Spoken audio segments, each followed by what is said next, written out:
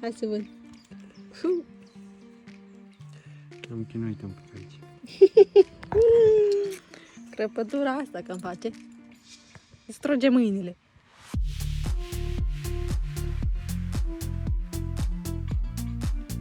Suntem în ziua 37 de când am pornit în călătorie, deci mai mult de o lună deja suntem pe drum. Și ieri, de exemplu, nu am făcut nimic neapărat activitate. În prima parte a zilei ne-am relaxat, am lucrat și după aia am condus. Toată după amiază cumva am condus și Suedia e mare, numai că tot conduci și peisajul rămâne la fel.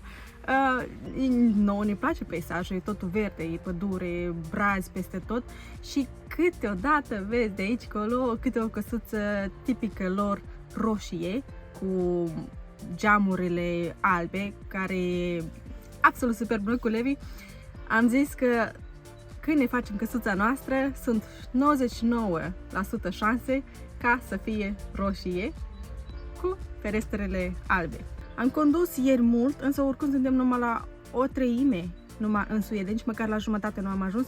Numai că e interesant, cu cât mergem mai spre sus, cu atât ziua se lungește. Ieri, de exemplu, și din cauza asta ne-am pus aseară la ora 1 la somn, pentru că încă era ziua afară, arăta de parcă abia se terminase asfințitul.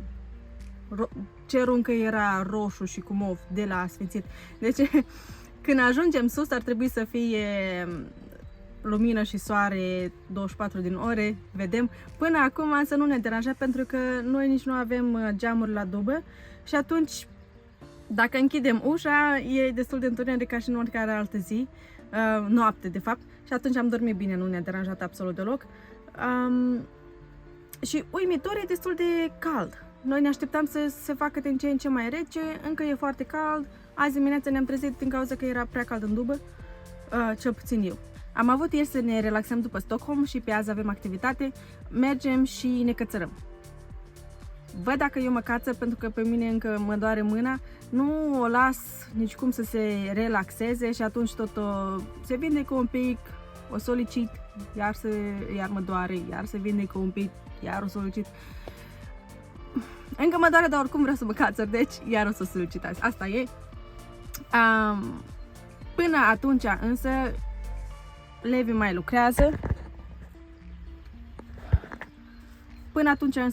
lucrează. Eu o să mai scriu și înainte de amiază sperăm să fim acolo, pentru ca să apucăm să ne cățărăm în liniște.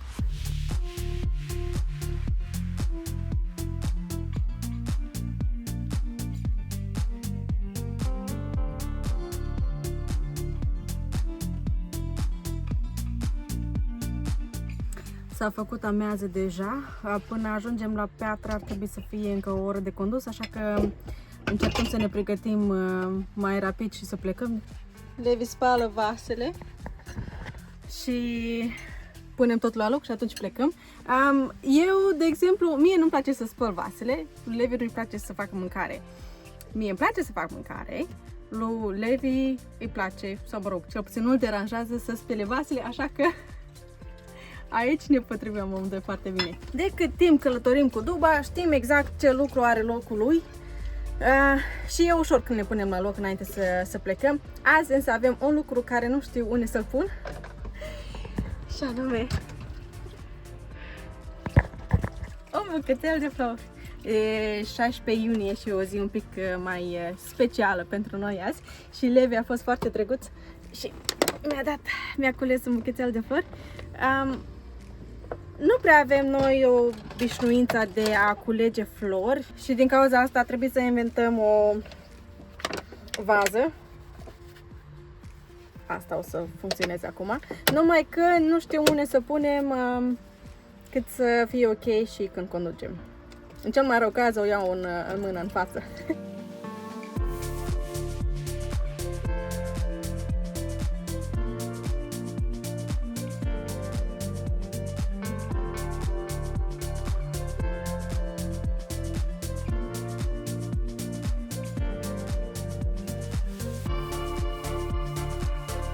Le-am găsit un loc foarte bine, De acolo sigur nu pleacă nicăieri timp cât conducem și când oprim le scoatem.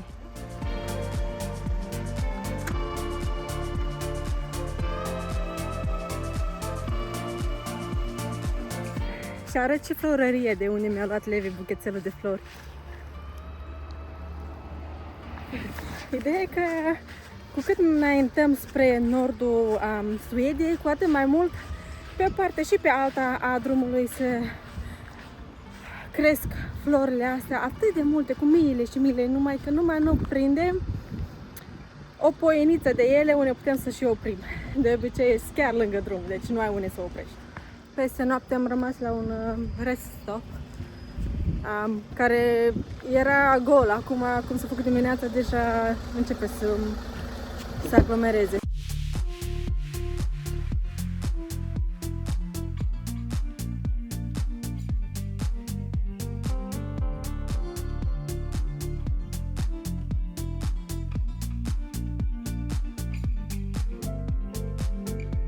Ne-am oprit întâi să facem cumpărăturile de mâncare. De obicei nu facem cumpărăturile la Lidl pentru că se găsește cam peste tot în Europa și atunci e ușor pentru noi să vedem diferența de prețuri dintre țări, plus că știm cam la ce să ne așteptăm când intrăm în magazin, ce produse are și unde sunt, și atunci nu petrecem foarte mult timp să căutăm unde este pasta. Numai că acum că am tot mers printre rafturi și am văzut mâncaruri și de aia, ni s-a făcut foame la amândoi și atunci schimbăm planurile, pentru că oricum suntem la amiază și soarele bate cumva exact pe partea unde ar trebui noi să ne cățărăm și atunci ar fi prea cald. Și schimbăm planurile, mergem și mâncăm întâi și după aia spre seară mergem pe piatră.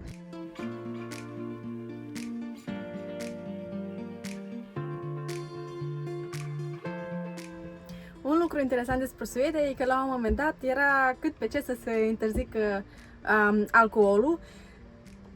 Cumva voturile erau foarte apropiate, dacă nu mă înșel, o diferență de sub 5%. Și atunci, ca și un compromis, au zis că ok, nu le interzicem, dar nici măcar nu o să se vândă așa de liber, ca și până acum. Și din cauza asta, acum, de exemplu, la Lidl, dacă vrei să iei o bere, cea mai puternică a fost 3,2, dacă nu mă înșel, la sută alcool.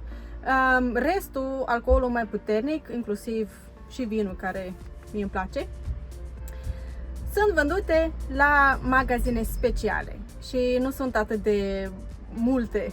Deci, de obicei, din câte am înțeles eu, se face coadă destul de rapid, mai ales în zilele mai spre weekend sau de sărbătoare. Până plecăm din Suedia, o să trebuia să căutăm un magazin de acela.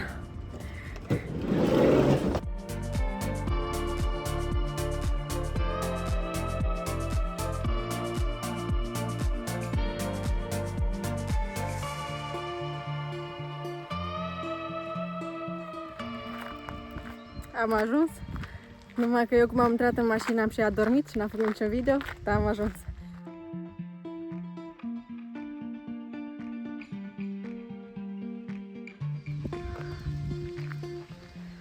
Nu prea știm pe unde trebuie să intrăm în pădure ca să ajungem unde ne trebuie nouă.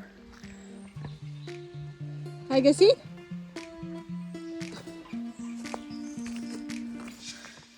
Am găsit ce pare a fi o cărărușă și sperăm să ne fie cu noroc. Asta e? Foarte bine!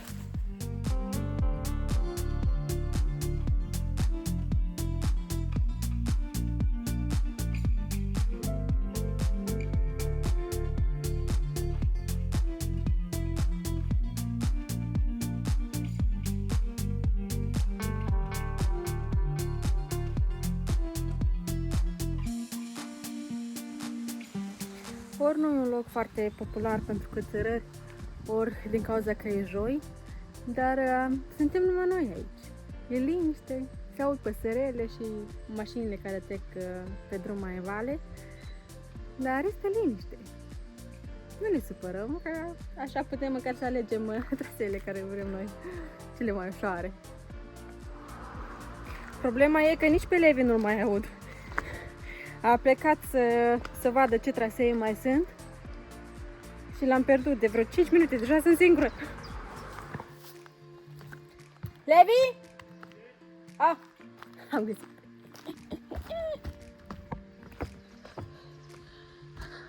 Te pierdusem?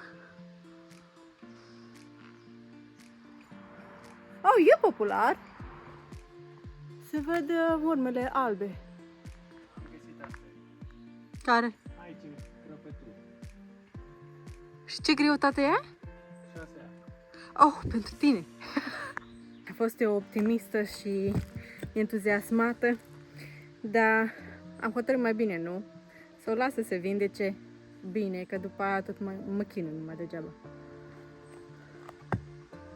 Așa măcar face Levi. Avansează el și eu tot sta pe loc. Schillingen 7A.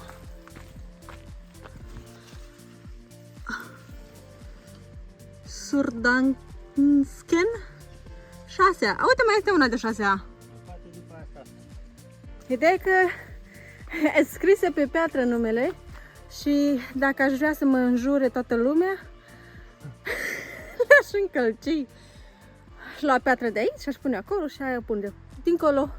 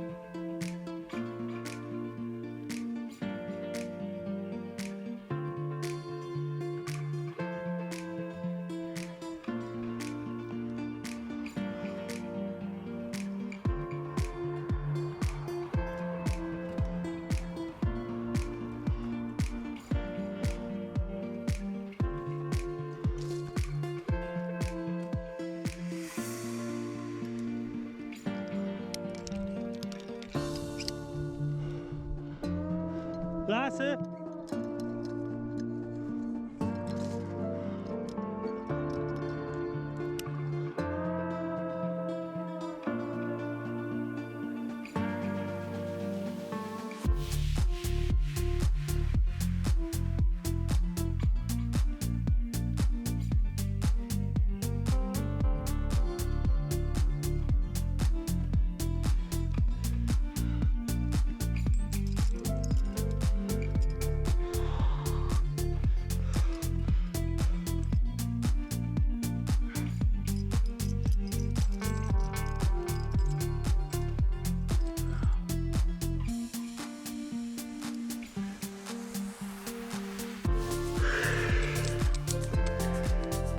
Gata!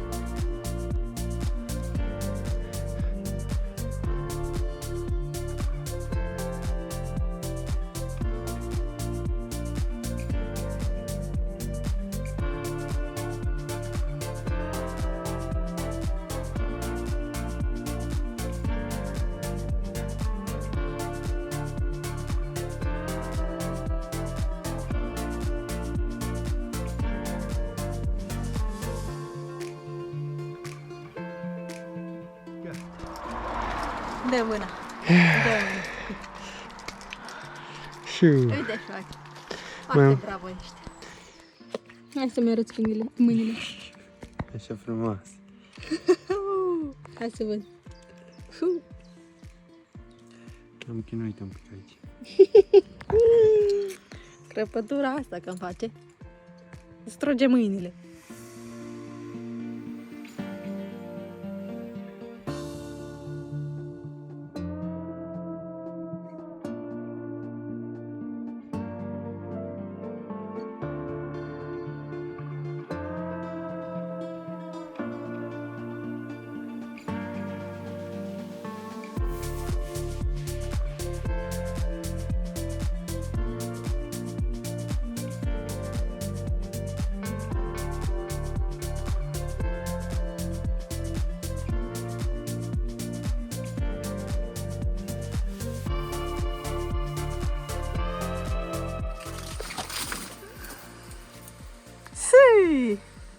S-a împrășteat un pic.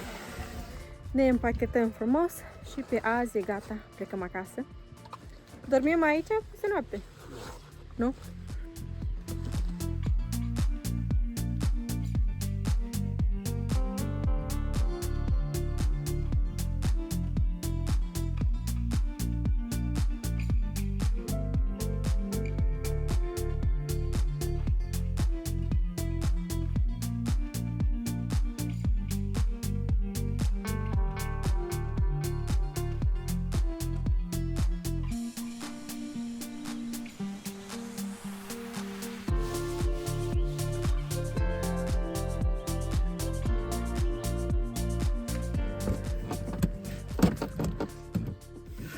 În mare parte a zilei a stat la soare și acum o să facem duș cu apă fierbinte.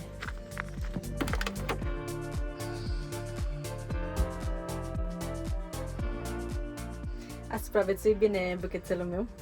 Acum noi am ajuns la parcare. O parcare ține de autostradă, numai că ieși de pe autostradă, deci e destul de departe încât să nu se audă zgomot.